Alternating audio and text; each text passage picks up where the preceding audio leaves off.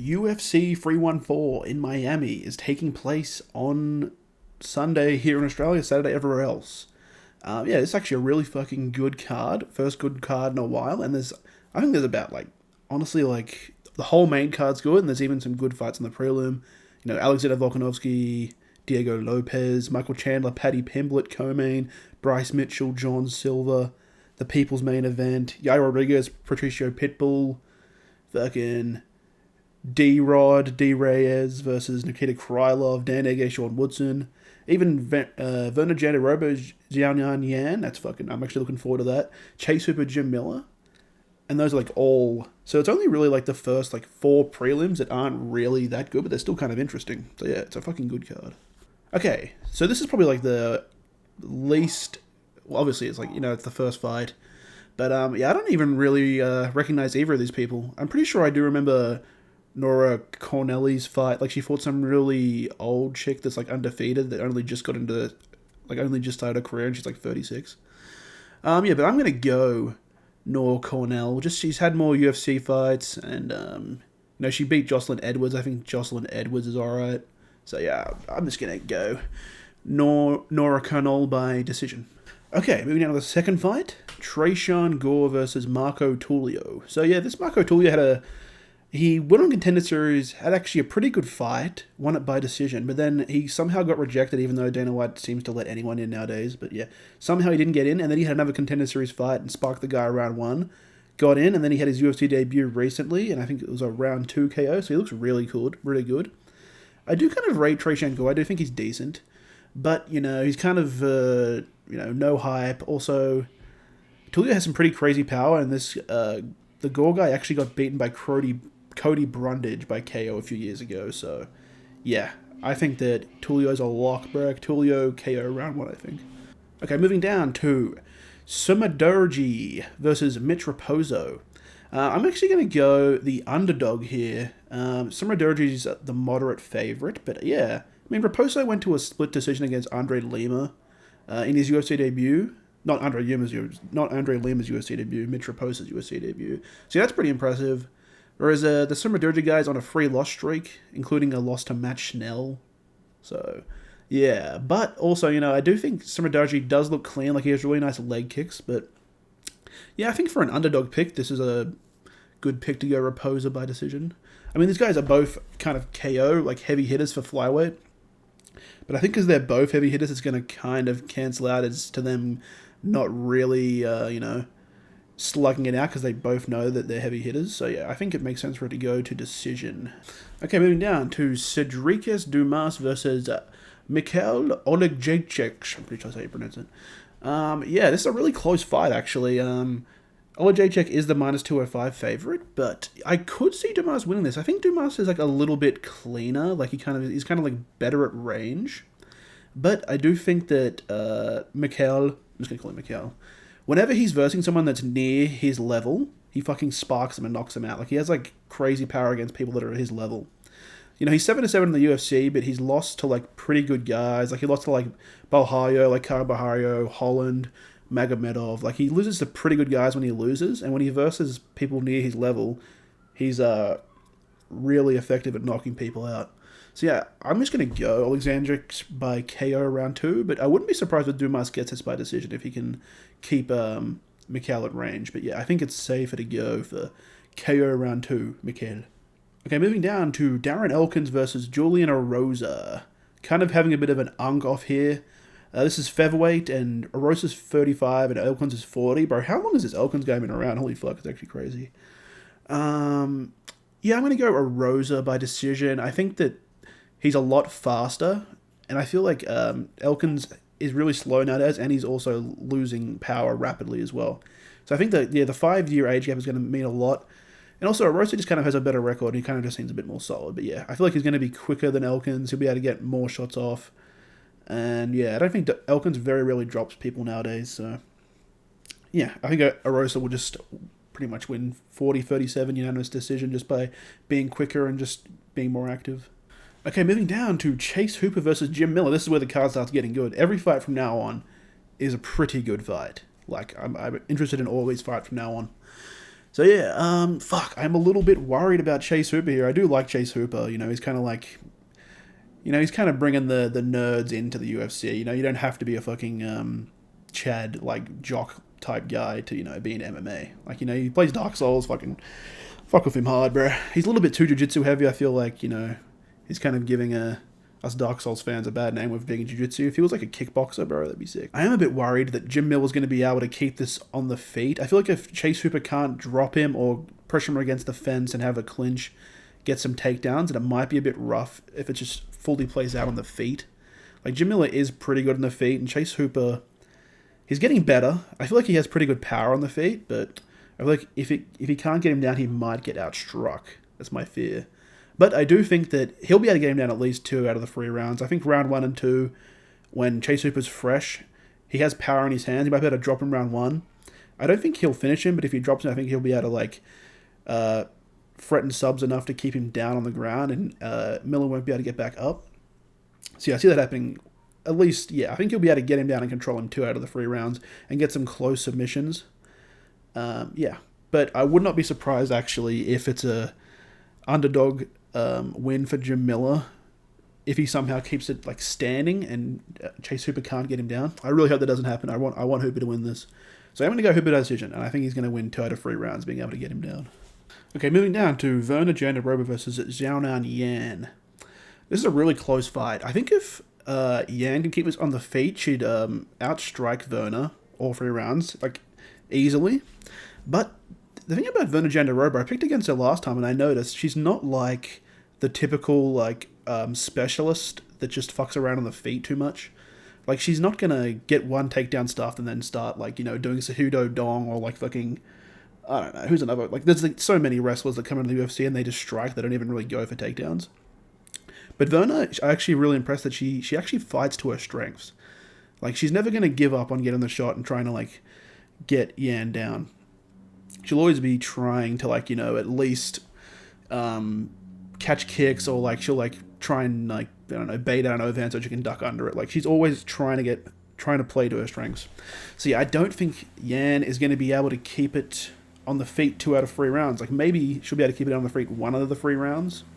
But yeah, I definitely see Virna Jandiroba just keeping on the pressure and eventually getting Yan down. I think Yan might win round 1, but then Virna will just have more gas in round 2 and 3 and actually get her down. Yeah, I don't think she'll actually sub Yan. I feel like Yan's a bit too solid on the ground, but yeah, the submission threats will just make it so Yan can't get back up. Kind of like how I see Chase Hooper. Yeah. So I think this is going to be a very similar fight to Jim Miller, Chase Hooper, but I feel like Jandiroba might have a bit more tenacity than Chase Hooper. Yeah, I just feel like she always just sticks on it. So yeah. Okay, moving down to Dan Ige versus Sean Woodson. I think this fight is also super close. These last 3 fights are all super close, I reckon. The way I see it is Sean Woodson is really, like, I feel like his boxing is really good. He has really good power. But I think he gasses, bro. I can't remember which fight it was, but I remember he was piecing some guy up, and then he was, like, gassed as fuck, like, at the middle of round 2, round 3, and he just survived and, like, won a split decision win. Dan Ige has fought Lopes and Emmett, and he didn't get KO'd by them. Like, he took them both to decisions. So I feel like Sean Woodson isn't as big of a KO artist as those two. I could even see Sean Woodson winning round 1 and 2 just by keeping it at range and like doing like jab straights. Just like, he has some leg kicks as well, like leg kicking, like teeping, just keeping it at range, like a Sean O'Malley type fight, like range fighting. I could see him getting round wins in round 1 and 2 doing that. But then I think he'll be tired round 3, and Danny will definitely win round 3. Or he'll keep him at range. He'll definitely win round 1. I think Sean Woodson will definitely win round 1.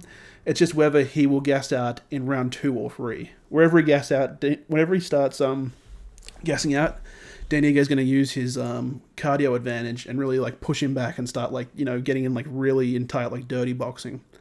But I do think Sean Woodson will be expecting this. He'll be expecting Dan Ige to like not go away, and he'll have improved cardio. So I think that he'll win round 1 and 2. He'll keep his cardio up. Yeah.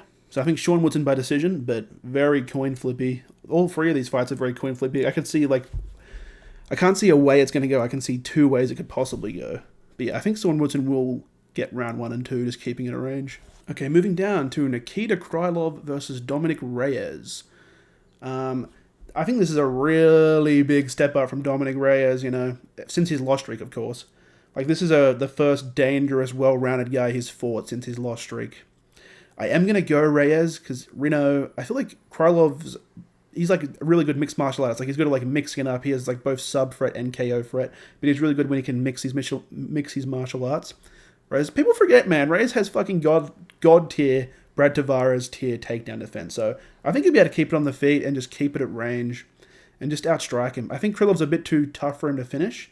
And I could even see him having a bit better cardio and like coming back in round 3 and almost finishing Reyes, but Reyes will just survive with his like, regenerated chin, hopefully. But yeah, I think Reyes will definitely win round 1 and 2, and he'll get the decision, I hope. Moving down to Yair Rodriguez versus Patricio Pitbull. I think Yair's going to be too fast for Pitbull, man. Pitbull's like almost 40, he's like 37. And I was watching a few Pitbull fights. I've never actually seen him fight before, so I looked at a few of his Bellator fights. He has nasty leg kicks, but Yair's kind of decent at defending leg kicks, I'd say. Like, he's kind of, he's not like a glaring weakness of Yair's. And he's more of like a counter striker. Like, Pitbull's very, like, he kind of like waits at people's jabs to like try and like swing overhands while they're jabbing type shit. Like, he's a very like counter strike heavy game. And I think Yair's just going to be too fast for him. Especially with the kicks, it's kind of harder to counter strike off kicks unless you catch the kick and take him down. But if he does that, I feel like Yair is super dangerous off his back. So I think that Patricio will be trying to keep it on the feet and counter strike. Patricio is really tough. Like, I mean, he's only lost by knockout once, and he has like almost 40 fights. So I don't think Yair is going to finish him unless he finishes him like late round 3, because Yair is kind of always dangerous. But yeah, I think it'll be Yair decision, just too fast, I think. Okay, moving down to Bryce Mitchell versus John Silva. We are all rooting for Bryce Mitchell here.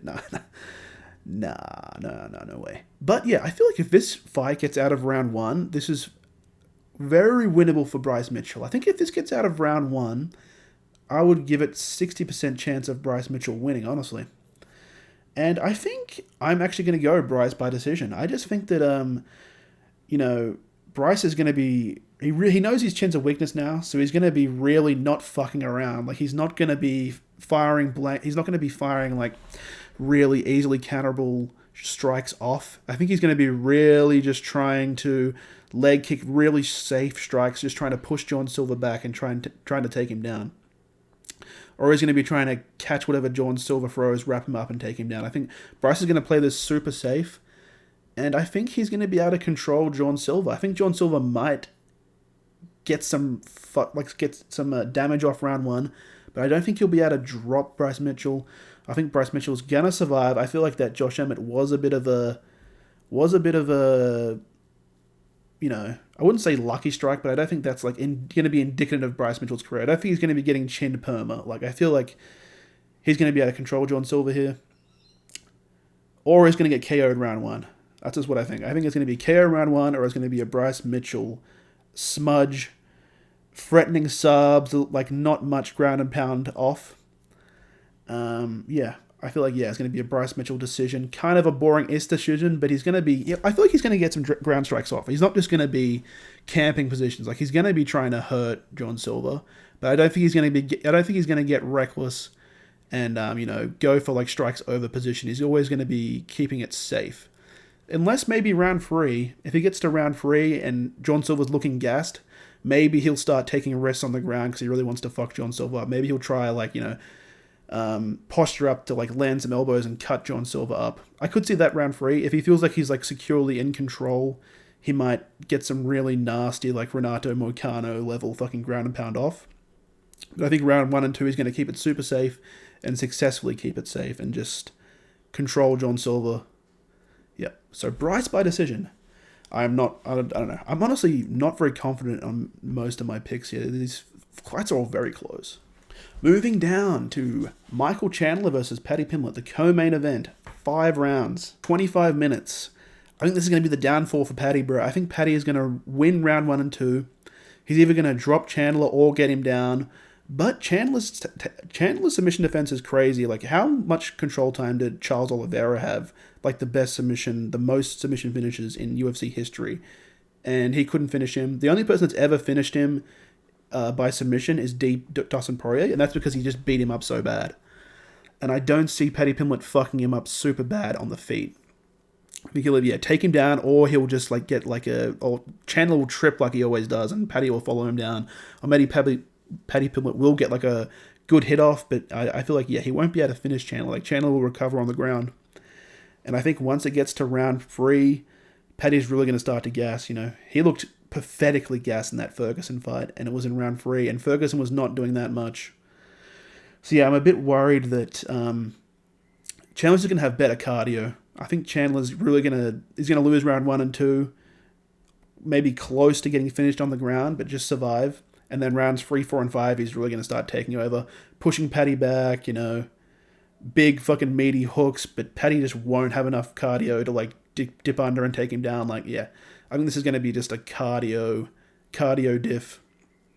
And I think after this fight, Paddy Pimblett's really going to start locking in, and he's going to stop fucking around. He's really going to take training seriously, because I think all of his, kind of taking time out in between camps, not being super active, not living like an athlete lifestyle, is going to come back to bite him here. I feel like, Chandler's going to take over in the later rounds and just use his cardio to, get the win. Maybe even a split decision. Like, maybe some judges will give it, maybe a judge will give it to Pimblett round 3, and the other 2 will give it to Chandler, and then Chandler will win round 4 and 5 on the scorecards always, every way.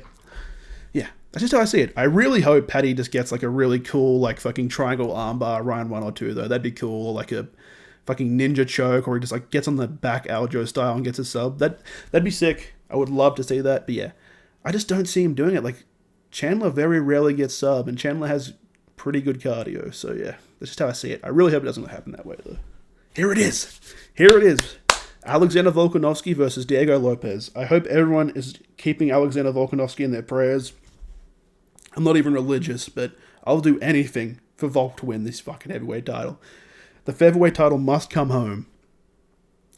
Yep, Volk masterclass incoming. No way my Volky poo loses this. No way I'm picking against Volk. I don't care if Volk's versing fucking Topuria on 1 week's notice. I'm not picking against Volk. He's my fucking pookie.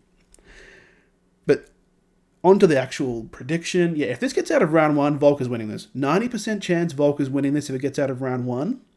But I think Volk's going to win round 1, bro. I see him snapping that Crips leg kick out, using the force, pushing Diego Lopes back. But yeah, I think he's going to be snapping the leg kick.